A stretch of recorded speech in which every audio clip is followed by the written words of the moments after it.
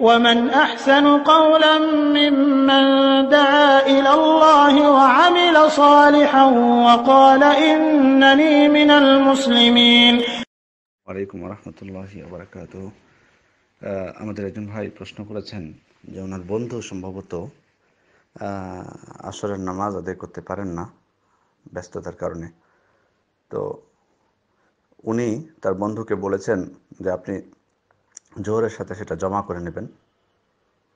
আর তো ওনার বন্ধু নাকি বলেছেন যে এই অবস্থায় জোহরের 2 রাকাত এবং আসরের 2 রাকাত নামাজ পড়লেই যথেষ্ট। আসলে আপনার এবং উনি নাকি বলেছেন যে এটা শাফিঈ মাযহাবে আছে।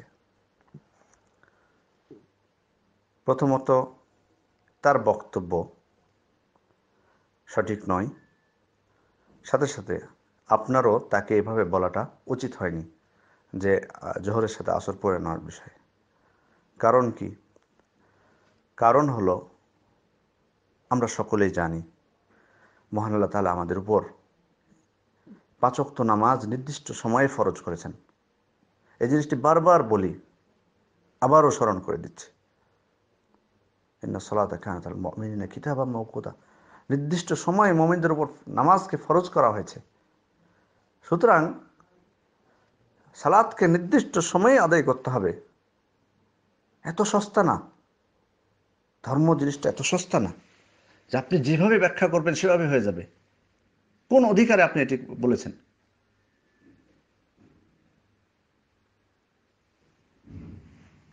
যাই হোক, এখানে যে বিষয়টি সেটি হলো আমাদের মুমিন ব্যক্তিদের এমন হতে হবে, মহান আল্লাহ তাআলা যাদের সম্পর্কে বলছেন রিজালুন লা তুলহিহিম তিজারাতুন ওয়ালা বাইউন আন যিকরিল্লাহি ওয়া ইকামিস সালাহ ওয়া ইতাইজ যাকাহ, সেসব লোক যাদেরকে ব্যবসা বাণিজ্য ক্রয় বিক্রয় কোনটি আল্লাহ স্মরণ হতে এবং সালাত কায়েম হতে এবং জাকাত প্রদান হতে বিরত রাখে না। ব্যবসা বাণিজ্য কাজকর্ম সালাত থেকে বিরত রাখে না। জমা করার বিষয়ে বলি, আপনি যেটি বলেছেন, আপনি হয়তো যে হাদিস ইবনে আব্বাস রাদিয়াল্লাহু থেকে বর্ণিত যে রাসূল সাল্লাল্লাহু আলাইহি ওয়াসাল্লাম সফর ছাড়াই এবং ভয়ভীতি ছাড়াই এবং বৃষ্টি ছাড়াই নামাজ একত্রে পড়েছিলেন, জমা করেছিলেন। তাকে জিজ্ঞেস করা হয়েছিল যে কেন? তখন তিনি বলেছিলেন যে আরাদা আন লা ইহরাজ উম্মাতাহু, তিনি তো তার উম্মতদেরকে কষ্টের মধ্যে ফেলতে চাননি। সহিহ মুসলিমের 105 নম্বর হাদিস। তো এই হাদিসটি দ্বারা হয়তো আপনি বলেছেন যে হয়তো যেহেতু এখানে তার সমস্যা হচ্ছে সেহেতু তিনি আদায় করতে পারবেন। কিন্তু সমস্যা কখন বলা হবে? সমস্যা কখন? সালাতকে নির্দিষ্ট সময়ে যখন ফরজ করা হলো, মহান আল্লাহ তাআলা আমাদের উপর ফরজ করলেন এবং এ ব্যাপারে উৎসাহ দেওয়া হলো যে ব্যবসা বাণিজ্য ক্রয় বিক্রয় যেন আমাদেরকে সালাত থেকে বিরত না রাখে, বরং ইবাদতের বিষয়টি হলো মৌলিক আগেই। ফাইযা কুদিয়াতিস সালাতু ফান্তাশিরু ফিল আরদ, নামাজ শেষ হওয়ার পর বলা হয়েছে জমিনে বিচরণ করতে রিজিকের জন্য, নামাজের আগে না। আগে রিজিক না। হ্যাঁ, রিজিকের জন্য আপনাকে সন্ধান করতে হবে, কাজ করতে হবে, কিন্তু আগে নামাজ, আগে ইবাদত, তারপরে। সুতরাং আপনাকে যখন আপনি কোনো কাজ করবেন, কোনো চাকরি করবেন, আপনাকে দেখতে হবে যে সেটা আপনার নামাজের সময়ের সাথে সাংঘর্ষিক কিনা। যদি সেটা সাংঘর্ষিক হয়, আপনি নামাজ আদায় করতে না পারেন, সালাত আদায় করতে না পারেন ঠিক সময়ে, আপনাকে অন্য সময়ে কাজ নিতে হবে। অন্য সময়ে কাজ নিতে হবে।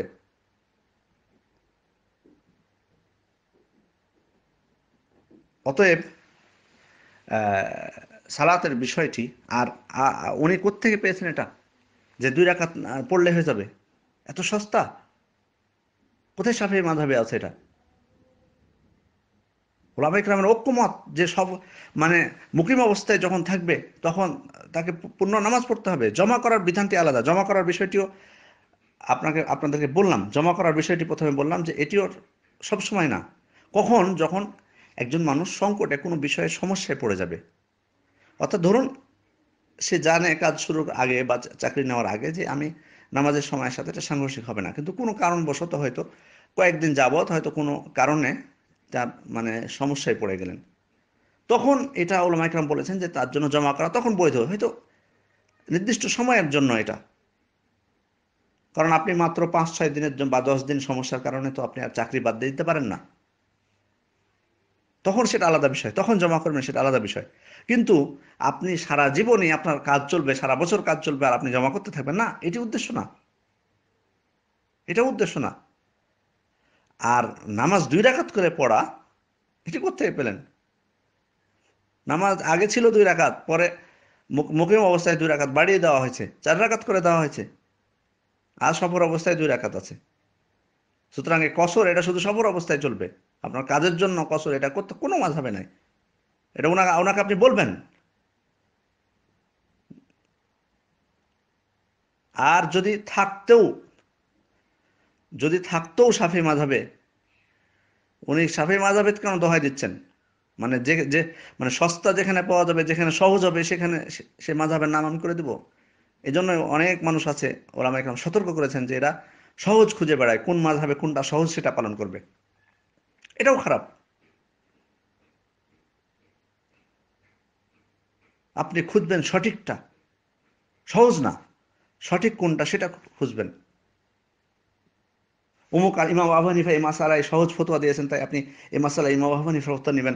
আরেকটি মাসালা ইমাম শাফি সহজ ফতোয়া দিয়েছেন, তাই আপনি ওটা নেবেন। ইমাম আহমদ আরেক মাসালায় সহজ ফতোয়া দিয়েছেন, তাই আপনি এটা নেবেন। এরকম মনোভাব হওয়া উচিত না আমাদের। হ্যাঁ, আপনার কোনো ইমামের প্রতি আপনার আপনার থেকা বেশি থাকতে পারে, আপনার তার আমানতে, তার এলমে আপনার বিশ্বাস বেশি থাকতে পারে।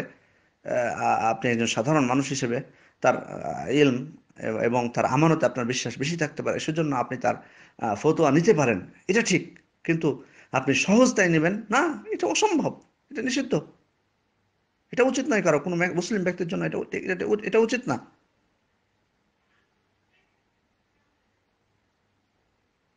আর তারপরেও যদি সেটা থাকতো তাহলে কথা হতো।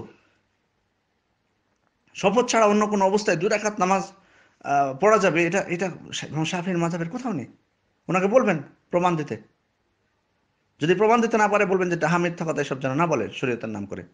এটা অনেক ভয়ঙ্কর। কালকে যে মিথ্যার লেকচার দিয়েছি আমি, সেটা শুনিয়ে দিবেন যে আল্লাহর প্রতি মিথ্যারোপ করা, রাসূল সাল্লাল্লাহু আলাইহি ওয়াসাল্লামের প্রতি মিথ্যারোপ করা, এটা কোনো মুসলিম ব্যক্তির জন্য উচিত না।